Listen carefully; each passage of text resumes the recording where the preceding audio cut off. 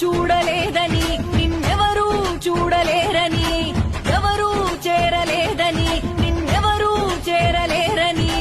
తప్పుల మీద తప్పులు చేస్తూ నాకేం కాదని పైకి చూడకు న్యాయం మీద నిందలు వేస్తూ నేనే గొప్పని విర్రవీగకు ఓ పరమేశ్వరుని మూడు కన్నే అన్ని చూస్తుంది శిక్షలు వేస్తుంది తప్పించుకోలేవులే నమః శివాయ నమః శివాయ